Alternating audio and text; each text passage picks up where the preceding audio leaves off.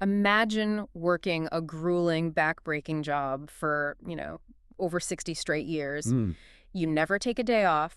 You pour every ounce of your energy into it, and you just endure constant hardship. right, a total grind. Exactly. Then, after more than half a century of this relentless work, you check your bank account expecting this massive payoff, Yeah, you'd think so. but instead you realize you have 45% less purchasing power than the day you started. Wow. That's just brutal. It really is. I mean, for an individual, that scenario sounds like a waking nightmare. But if you look at the global stage, for an entire nation, that isn't a metaphor. No, it's not. That is their literal macroeconomic reality. It is a staggering reality to confront, honestly. We are so deeply conditioned by modern history to just believe that time inevitably equals progress. Right, like things always get better. Exactly. I mean, we look at the past century, we see the rise of the middle class in different parts of the world, the tech revolutions, the booming megacities, Yeah. and we just assume that as long as the clock is ticking, an economy is naturally moving up and to the right. It's just human nature to assume that. It is, yeah. But the hard data, well, it proves that time, completely on its own, guarantees absolutely nothing. And that is exactly why we are plunging into the data today. For this deep dive, we are unpacking a massive, multi-dimensional report tracking the development trajectory of Madagascar. From 1960 all the way to 2022. Yeah, a huge chunk of time. And this research is, it's anchored by decades of World Bank indicators and Millennium Development Goals statistics. The data is incredibly robust. It is. So, our mission for you today is to dissect the anatomy of what economists coldly refer to as a low-income trap. Right. That's the academic term for it. Yeah. We're going to explore the brutal mechanics of an economy that is basically running on a treadmill. Very fast treadmill. Exactly. And look at the intricate web connecting a country's wealth, its people, its government, and the physical earth they stand on. And while we are focusing intently on Madagascar as our primary case study today, the mechanics we're going to explore apply to developing nations across the globe. Oh, absolutely. It is essentially a masterclass Mm. in how fragile economic momentum actually is. You really see how it all balances on a knife's edge. You do, Yeah. because, you can have incredible natural resources, you can have millions of hardworking people, but if the underlying structural gears aren't catching, the engine just spins. It just burns fuel without moving. I actually want to set the scene for you real quick, just visually, because the cover of this report sets the tone perfectly. Oh yeah, it's very striking. It really is. The title is Growth and Development Trade-Offs, a half-century multi-dimensional analysis report on Madagascar. Very academic. Very. And the visual on page 1 is just this minimalist, stark outline of the island of Madagascar set against this really cold white and gray background. Yeah, no flashy graphics, no decorations. None. Just raw data waiting to be explored. It feels almost clinical. It does. Yeah. And when you turn to the executive summary on page 2, Hmm. they lay out the core logic right away. Yeah, they don't pull any punches. Not at all. They use these 3 parallel circular infographics to show the massive challenges. Right, those 3 core pillars. Exactly. First, you have economic resilience, or really the lack thereof, with GDP stagnant for decades. A total low-income trap. Yeah. Then the second circle is demographic pressure, highlighting this incredibly high youth dependency ratio. Which we will definitely get into because that blew my mind. Oh, it's the key to the whole thing. Wow. And then the third circle is the governance status, showing how corruption and weak rule of law are just acting as massive bottlenecks. Okay, let's unpack this. I want to start right in the engine room with the macro trends on page 3. The top-line GDP numbers. Yeah, because initially they look like a typo. They really do. Like if you track Madagascar's GDP per capita from 1960 to 2022, the raw numbers show that in 1960, the GDP per capita was around $12.25. Good. And then by 2022, it was $445.32. Which sounds like a massive jump. Right. On the surface, I look at $12 jumping to $445, and I think, okay, that is roughly a 36-fold increase. Yeah, it sounds like an economic miracle. Exactly. But the actual analysis, backed by this giant red downward arrow on the chart, concludes that this represents a devastating 45.2% decline in the real income trajectory. It's a brutal reality check. I mean, help me make sense of that math. How does a number go up by 36 times, but actually represent a near halving of wealth? Well, it comes down to the critical difference between nominal numbers and real purchasing power, adjusted for the reality of inflation and, crucially, population growth. Okay. Those 2022 figures you mentioned, they're expressed in constant 2015 dollars to strip out the illusion of inflation. Right. So we are comparing apples to apples. Exactly. But the most crucial metric here isn't just gross domestic product. It is the adjusted net national income per capita. Which is mapped out on page 4. Yes. When you look at the adjusted net national income, which Yeah. accounts for things like the depletion of natural resources and the depreciation of fixed capital, the peak was actually $667 per capita historically. Wow. Okay. And today, that has contracted down to around $373. So the actual slice of the pie that a single human being gets to take home and use to feed their family has shrunk by almost half. That is exactly it. I mean, the pie itself might have grown slightly over 60 years, but the number of people sitting at the table demanding a slice grew exponentially faster. It's just a math problem at that point. Right, it's the core mechanism of the Malthusian trap. It is not that the entire nation just stopped working or that the economy evaporated overnight. Right. The people are still grinding. They are. It is a slow, grinding failure of productivity to outpace reproduction. Oh. When your population growth rate exceeds your economic growth rate year after year, decade after decade, the average citizen becomes mathematically poorer. Even if the country's total output is technically inching upward. Precisely. The chart actually circles the mid-1970s as this major turning point where the decline really accelerated. Yeah, that's a very clear inflection point in the data. I know the 70s were chaotic globally. We had, massive oil shocks, the collapse of the Bretton Woods system, huge shifts in global finance. It was a very turbulent decade for everyone. Did the global environment just crush them, or was this an internal failure? Well, it is almost always a toxic combination of both. Right? Global economic shocks, like those oil crises in the 70s, they act as stress tests for national economies. Oh, that makes sense. If a country has strong internal mechanisms, like diversified industries, robust financial reserves, adaptable institutions, they weather the storm. They might take a hit, but they recover. Exactly.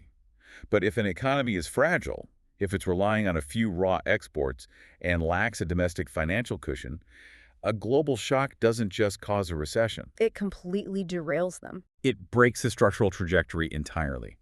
For Madagascar, the internal mechanisms were just too weak to absorb those external shocks. And the clearest evidence of that weakness, which is also on page 4, is found in their savings rate. Oh, the savings data is just chilling. Let's really get into the savings rate because this number completely blew my mind. The data tracks the gross national savings rate as a percentage of GDP.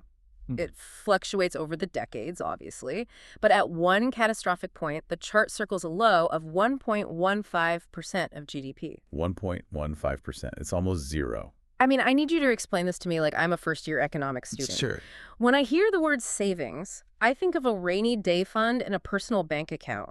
Like, why does a macroeconomic savings rate of 1% paralyze an entire nation? That is a fundamental question because the leap from personal finance to macroeconomics can be really counterintuitive. It definitely is for me. In your personal life, saving money just means you have cash for emergencies. Yeah. But on a national level, domestic savings equal domestic investment capital. They're literally two sides of the exact same coin. Wait, meaning the money sitting in the local banks is the exact pool of money that gets lent out to build the country. Precisely. Think of the banking system as the heart of the economy and savings as the blood. Okay, I like that analogy. When citizens and local businesses deposit money into domestic banks, those banks don't just lock it in a vault and stare at it. Right, they lend it out. They lend it out. They lend it to an entrepreneur who wants to buy 10 sewing machines to start a garment factory. Or a construction firm. Exactly.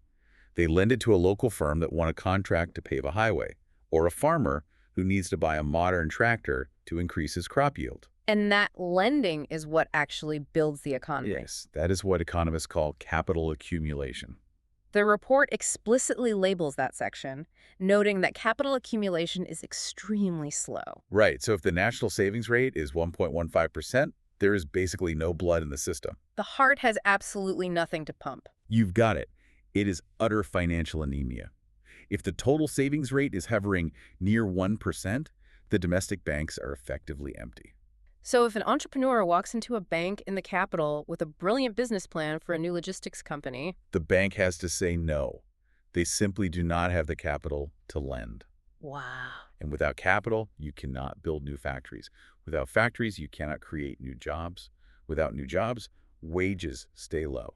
And because wages stay low, the citizens spend 100% of their income just buying food to survive, Which means they can't save any money. which brings us right back to a 1% savings rate. Exactly. It is a terrifyingly perfect, vicious cycle. It reminds me of a farmer who has a terrible harvest, and to keep his family from starving over the winter, he is forced to eat all of his seed corn. Oh, that's a perfect way to look at it. Like, he survives the winter, sure, but when spring arrives, he has absolutely nothing left to plant. Right, he's consumed his own future just to survive the present. And when a nation is forced to consume its seed corn, it cannot finance its own development. And this creates a secondary trap, which is complete dependency. Dependency on who? Well, if you want to build a bridge and your domestic banks are empty, where do you get the money? Oh, I see. You have to go outside. You have to essentially beg the international community. Exactly. You become entirely reliant on foreign direct investment or international sovereign debt or foreign aid. Which we'll see the data for later on. Right. You surrender your economic autonomy because you are entirely reliant on the goodwill or the strategic interests of external powers just to fund your basic infrastructure. That perfectly explains the massive structural dysfunction we see in the next layer of the data on page 5. The industrial structure. Yeah, because if there is no domestic capital to build industries, you have to ask, what are millions of people actually doing every day for work? The structure of the economy becomes deeply distorted. It splits into this massive dichotomy. The breakdown here is wild. Let me lay out the numbers. They have this infographic with 3 human silhouettes filled with different colors representing agriculture, industry, and services. A great visual. Yeah. And the service sector is generating a massive 45% to 55% of the total gross domestic product. Yeah. It's labeled right there as the core driver. Right, it's half the economy. But then when you look at where the human beings actually are, agriculture accounts for over 70% of total employment. They label it the employment sink. A massive sink. So you have half the money being generated in one sector, but nearly 3/4 of the people are stuck in another. It's an incredibly lopsided reality. It really represents a missing middle. What's fascinating here is that historically, the classic economic development model, the one that lifted massive agrarian societies in Asia, Europe, and North America out of poverty, relies on an industrial bridge. Right. The usual sequence is, people leave the family farm, they move to the city to work in a textile mill or a steel plant. They build up a middle class. Exactly. And eventually the economy evolves into a modern service and knowledge economy. Yes, the manufacturing boom. Industry acts as a massive sponge that soaks up excess agricultural labor. It trains them, gives them steady wages, and dramatically increases their productivity. But looking at these silhouettes, Madagascar never experienced that industrial transformation. The manufacturing sponge was just never built. because of that lack of capital we just talked about, Largely that, yes, combined with severe geographic and logistical isolation, which limits export-oriented industrialization. okay, but I have to push back here. If they skip the industrial phase entirely, how is the service sector generating 55% of the GDP? That's the trick of the data. Right, because when you and I hear the term service economy, our minds immediately go to advanced economies. Of course. We think of software developers in Silicon Valley or investment bankers in London or corporate consultants. High-end services. Yeah. Obviously, that isn't what is happening here. Yeah. So what does services actually mean in the context of an economy trapped in this cycle? That is such a crucial distinction to make. The word services is an incredibly broad umbrella. Okay. In an advanced economy, yes, it means high-value knowledge work. But in a capital-starved developing economy, the service sector is often characterized by informal, low-level urban commerce. Informal meaning like under the table, black market. Not necessarily illegal, but unregulated and unrecorded by official tax structures. So what are we talking about exactly? We are talking about street vendors selling produce, We are talking about micro-retailers selling mobile phone top-up cards from a tiny wooden kiosk. Ah, I see. We're talking about informal motorcycle taxis, domestic workers, day laborers, small-scale traders. So it's essentially millions of microtransactions happening in the cities every single day. Exactly. Yeah. Because it involves the constant exchange of currency in dense urban centers, it registers as a massive chunk of the GDP. Right. Money is changing hands. But here's the fatal flaw. Hmm. It is not scalable wealth.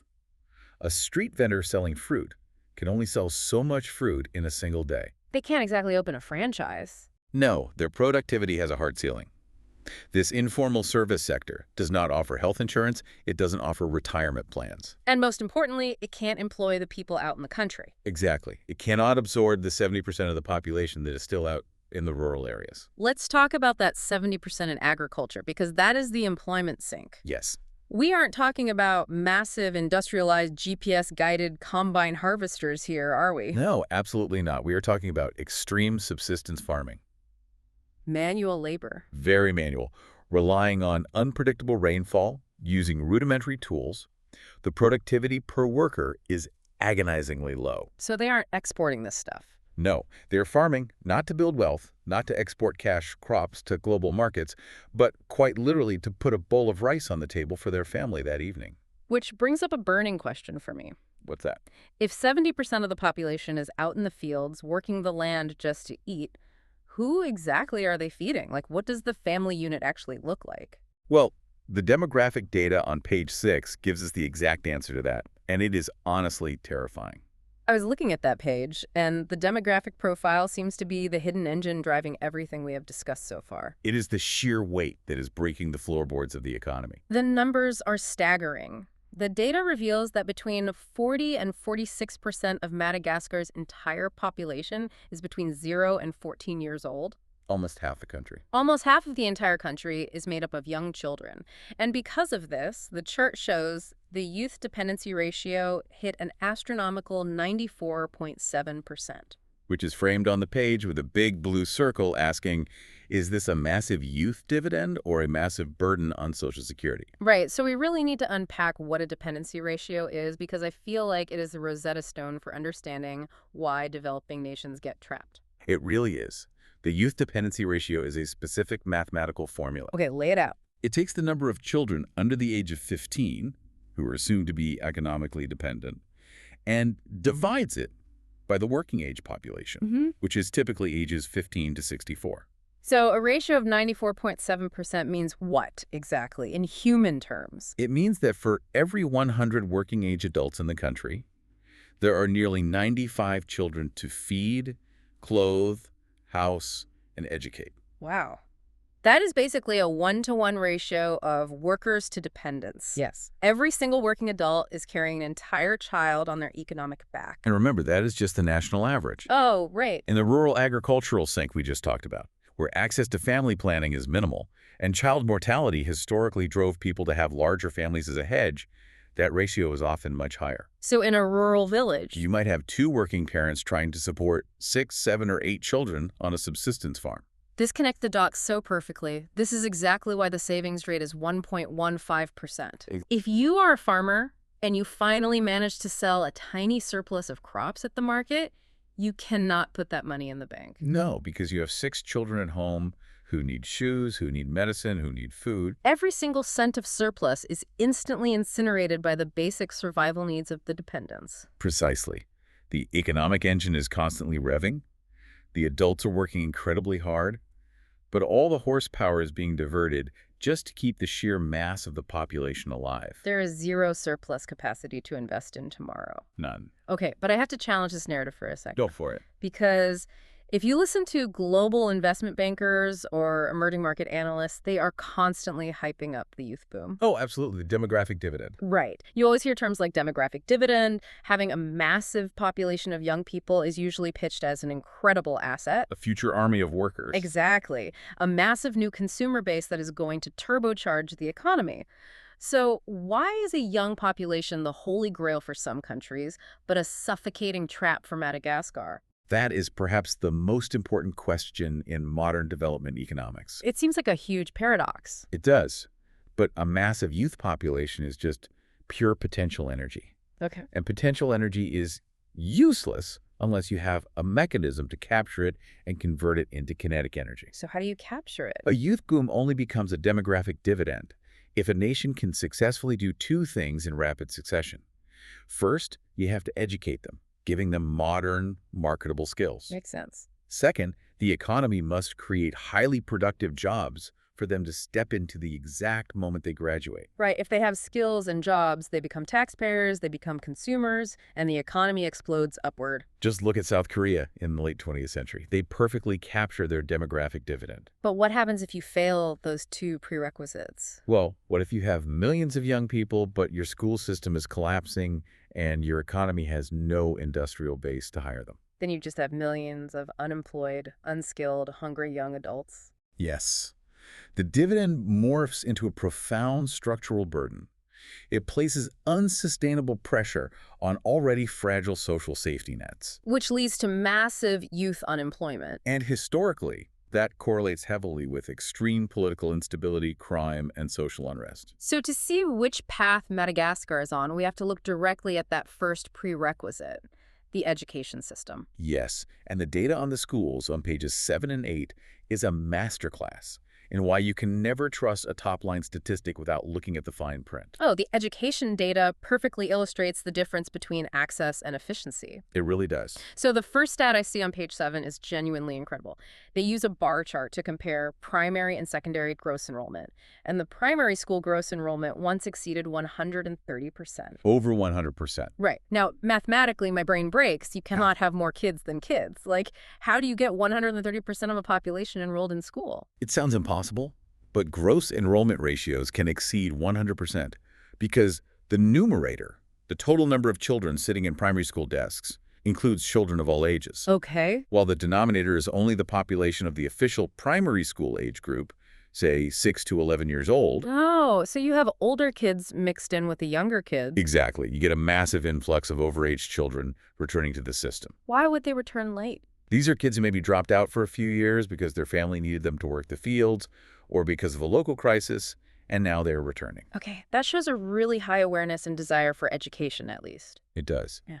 But there's a much darker reason for that 130% figure, which is revealed by the next data point on page 8. The repetition rates? Yes. The chart circles the primary school repetition rates in red, showing they have been stuck at an alarmingly high 25 to 35%. Between a quarter and a third of all students are failing their grade and being forced to repeat it. Some kids are repeating grades 2 or 3 times. So you literally have 12-year-olds and 14-year-olds sitting in second-grade classrooms designed for 7-year-olds. Yes. This is why the primary system is bursting at the seams with over 100% enrollment. The pipeline is completely clogged. It's like a giant funnel. That's a good way to picture it. You pour millions of eager kids, representing that massive youth demographic, into the wide top of the funnel, which is primary school. The access is there. Right, the kids are physically walking through the schoolhouse doors. But because of underfunded schools, lack of textbooks, teachers who might be absent or undertrained, and obviously the crushing poverty at home, the kids aren't actually learning. They are failing. The spout of the funnel gets completely blocked. And because the spout is blocked, look at the transition to the next level on the page 7 chart. The double-sided arrow. Yes, labeled severe progression loss. Yeah. The enrollment numbers for secondary education absolutely cratered. Because by the time a kid finally passes primary school, they are already a teenager. The family can't afford to keep them out of the workforce anymore. Exactly. The 95% dependency ratio we talked about earlier rears its head again. The economic pressure on the family is just too immense. The parents basically say, you know how to read basic sentences now. That is enough. We need you back in the fields to help grow food. So they drop out before they ever reach middle school, let alone high school or vocational training. Right. And without that secondary education, without advanced math, science, or vocational skills, they are completely locked out of the urban service economy. They can't become IT workers. They can't become accountants. They are relegated straight back to the 70% agricultural sink. Wow. The trap seamlessly resets itself for a brand new generation. It is a profound tragedy of lost potential. However, we must acknowledge a really significant social victory buried in this data on page 8. What's that? The Youth Literacy Gender Parity Index, or GPI, It's marked with a green upward arrow. It rose from 0.94 to a perfect 1.0. Meaning young women are now achieving basic literacy at the exact same rate as young men. Yes, That is a massive cultural and structural achievement. it is historic.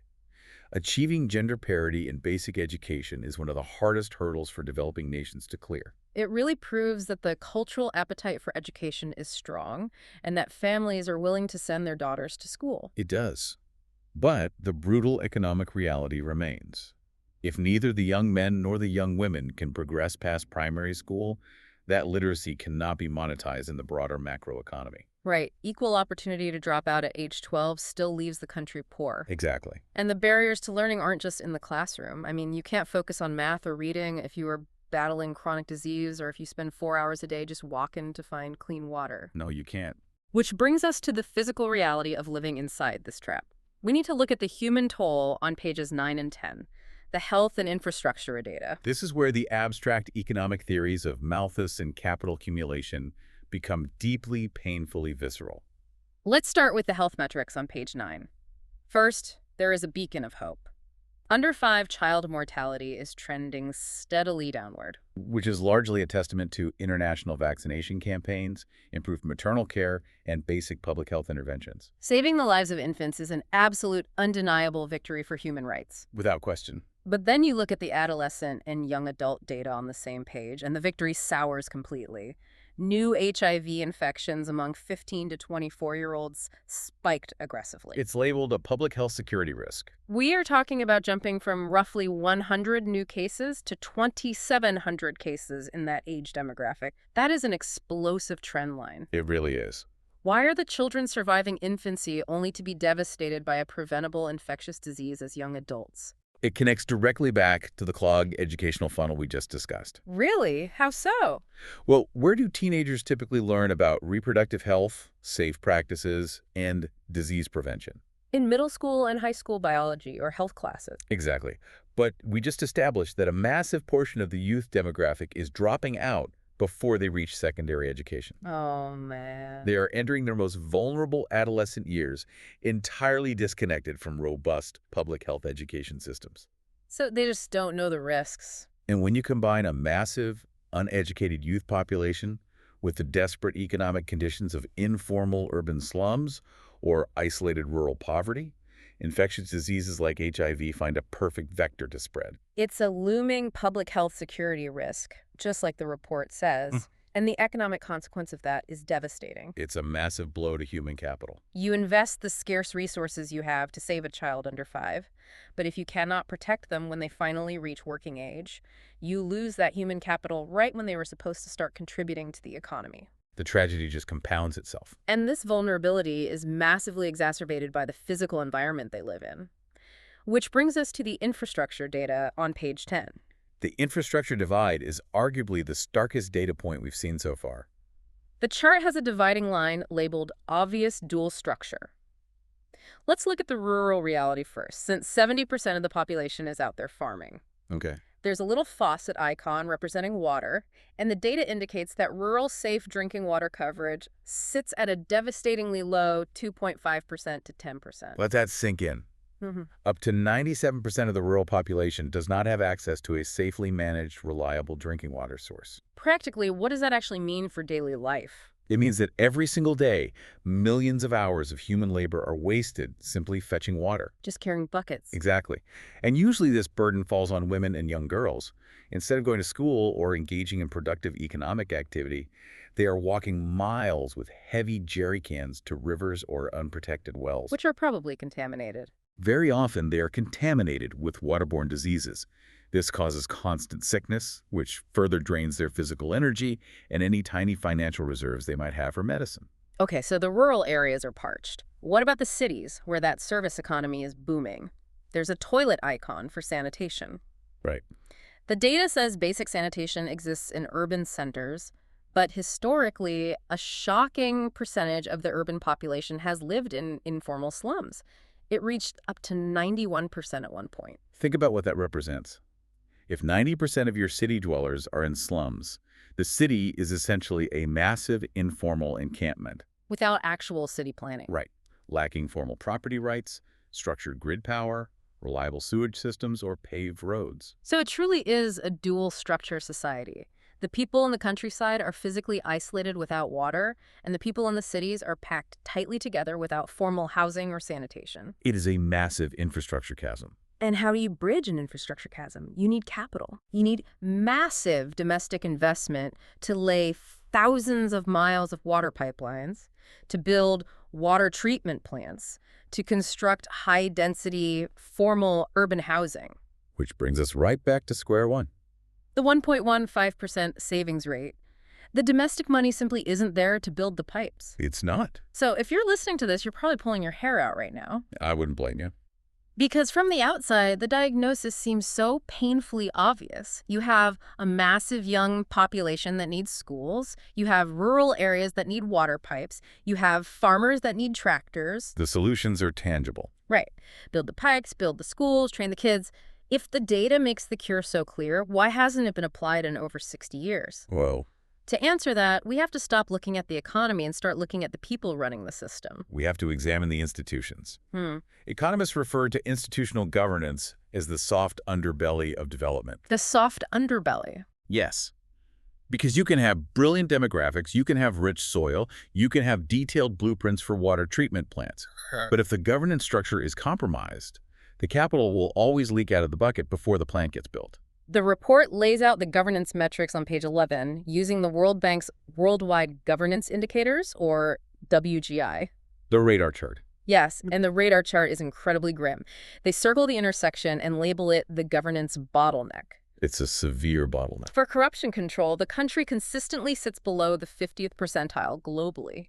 And the estimates for the rule of law are actively stuck in the negative, ranging from negative 0.2 to negative 1.0. Which is a devastating score. I want to pause here. What does a negative 1.0 rule of law actually mean in the real world? Like, how does a negative score translate to a factory not being built? It is the ultimate repellent for investment. Rule of law isn't just about, police catching criminals. In an economic sense, it is about the sanctity of contracts and property rights. Okay, give me an example. Imagine you are a foreign investor. You have $50 million, and you are looking to build a massive textile manufacturing plant. Sounds good so far. You look at Madagascar, they have abundant labor. But then you look at the rule of law score. A negative score means the judicial system is deeply flawed or corrupt. So if you build the factory and a local supplier breaches their contract and steals your materials, you can't trust the courts to get your money back. Oh, wow. Exactly. Or worse, the government could arbitrarily seize your property, or local officials could demand exorbitant bribes just to keep the electricity turned on. The risk premium just becomes incalculable. Capital is a coward. It runs away from uncertainty. If the rule of law is negative, foreign direct investment simply goes elsewhere, maybe to Vietnam or Bangladesh or Rwanda, places where their contracts will actually be honored. And because the foreign investors refuse to build factories and the domestic banks have no savings to build factories, the government is completely starved of tax revenue. Which leads to the next crisis. Right, because they still have to run a country. So what do? They borrow. Heavily. Which triggers the external vulnerability crisis we see on page 12. The data here shows external debt at one point surpassed 120% of their entire gross national income. The chart marks that peak as a debt restructuring node. It's a massive debt overhang. And their reliance on official development assistance, which is net official aid, skyrocketed from 50 cents per capita up to roughly $55 per capita. When a nation's external debt exceeds its entire national income and it is surviving day-to-day on international charity, it effectively loses its sovereignty. Meaning the government can't actually govern. Right. They lose their autonomous fiscal policy. They can't sit down and draft a visionary 20-year master plan to overhaul the education system and build a green tech sector. Why not? Because they are spending all their political energy and revenue just servicing the interest on foreign debt and negotiating with international aid agencies to keep the lights on for another month. They are permanently trapped in crisis management mode. Exactly. Okay, but let's look at a map for a second. Madagascar is an island, a massive, strategically located island right in the Indian Ocean between Africa and Asia. It's a prime location. Historically, island nations like the UK or Japan or Singapore have used their geography to become massive trading empires. If they need money, why aren't they just trading their way out of debt? You would think they could. But the trade data on page 14 shows their export goods value is completely stagnant, just hovering in the low hundreds of millions for years. Why hasn't trade saved them? Being an island is a double-edged sword. It offers incredible maritime access, but only if you possess the infrastructure to harness it. Which they don't. Right. This is where the Liner Shipping Connectivity Index comes into play. The report shows Madagascar fluctuating in the low negatives, around -13. Explain that index to me. What does -13 mean for a cargo ship? The index measures how deeply integrated a country is into global shipping networks. It looks at the number of massive container ships that visit your ports, the size of those vessels, the efficiency of the cranes unloading them, and the number of direct, nonstop routes to major global hubs. Okay. And it specifically points out that their logistical capacity is restricted. A negative score indicates severe logistical isolation. So the big ships are literally just sailing right past them. Yes. Because they lack deep-water megaports, and because the internal roads connecting the farms and potential factory sites to the coast are terrible, it is incredibly expensive and slow to get a product off the island. So even if you make something cheap. If you manufacture a T-shirt in Madagascar, the cost of trucking it over unpaved roads and waiting weeks for a small feeder ship to take it to a major hub completely wipes out any cost advantage you had from cheap labor. Export-oriented manufacturing is just choked by logistics. Oh, totally. So let's summarize the nightmare so far. They are logistically isolated from the world economy. They lack the domestic savings to build infrastructure. Yes. Foreign investors are terrified of the corruption and negative rule of law. And they are carrying a massive, incredibly young population that they cannot afford to educate. It's a perfect storm. Under those suffocating conditions, the population is backed into a corner. To survive, they have to rely on the absolute last asset available to them, the physical earth beneath their feet. Which brings us to the final and perhaps most tragic dimension of this trap on page 13. The environmental price tag. Right. The environmental metrics paint a very sobering picture of a country eating its own ecosystem. The natural capital is being depleted. The data tracks total greenhouse gas emissions, specifically including changes in land use. Those emissions grew steadily from 59.6 megatons of CO2, equivalent to 70.0 megatons. A steady, concerning climb. Now, if I look at that, I think, wait a minute. We just spent an hour talking about how they have no massive factories, no heavy industry, and a terrible shipping network. If they don't have thousands of smoke-belching steel mills, where are these rising greenhouse gases coming from? It comes directly from the 70% of the population stuck in the agricultural sink. The emissions are largely driven by deforestation and slash-and-burn subsistence farming. Slash and burn, meaning they are literally setting the forests on fire to clear land for crops. Exactly.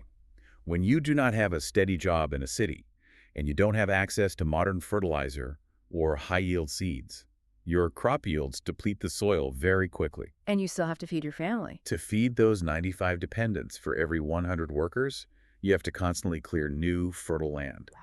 So you chop down ancient forests and burn the underbrush. This releases massive amounts of stored carbon into the atmosphere, which accounts for those rising emission numbers. And the report tracks this destruction. It monitors total natural resource rents as a percentage of GDP, which is highly volatile but peaked near 9%. They're heavily reliant on it. And there's a fading green leaf icon on the chart specifically marking forest loss. They are burning their ecological red line. It is the ultimate tragic trade-off. They are forced to destroy the foundation of their future environment just to survive the present week. And because Madagascar is renowned globally as a biodiversity hotspot. Yes, it contains species of plants and animals found nowhere else on Earth. This deforestation isn't just a local economic issue. It is an irreversible global ecological catastrophe. They are burning priceless biodiversity just to grow basic starches. It's heartbreaking. It is. So we have fully laid bare the anatomy of a 60-year low-income trap. We've traced the Malthusian squeeze of a 1% savings rate, the crushing weight of a 95% dependency ratio, The clogged pipes of the education system. the paralysis of negative rule of law, the isolation of bad shipping, and the tragic burning of the forests. The picture is incredibly bleak. Very bleak. But a diagnosis is only useful if it leads to a cure. How does a nation untangle this massive knot? It requires a systemic, synchronized intervention. The era of thinking you can fix poverty by just building a single school or digging a single well is over. You can't just slap a Band-Aid on it. No, you cannot treat just one symptom. A school is useless if there are no roads to reach it, and a road will never be built if the governance structure allows the cement funds to be embezzled. The final section of the report, on page 15, maps out an escape route.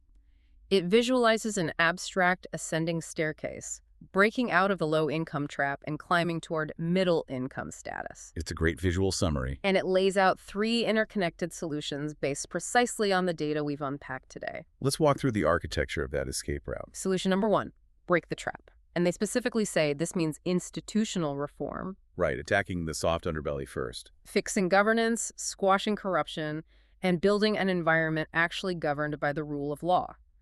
The logic here is that trust is the foundation of capital. You have to convince both the foreign investor and the local farmer that if they put their money in the bucket, it won't be stolen. That is the only way to incentivize domestic savings and attract foreign direct investment. Exactly. Without rule of law, the engine never starts. Then we have solution number 2, release the dividend. Turning the youth into an asset. We saw the data. The appetite for learning is there, with over 100% primary access. The government just has to fix the plumbing of the educational funnel. They need to drastically reduce those repetition rates. Keep kids in school and build robust secondary and vocational training systems. If you equip those millions of youths with modern skills, you flip the script. You really do. That 95% dependency ratio stops being an economic anchor and transforms into an unparalleled human capital rocket ship. And finally, solution number 3, balanced development.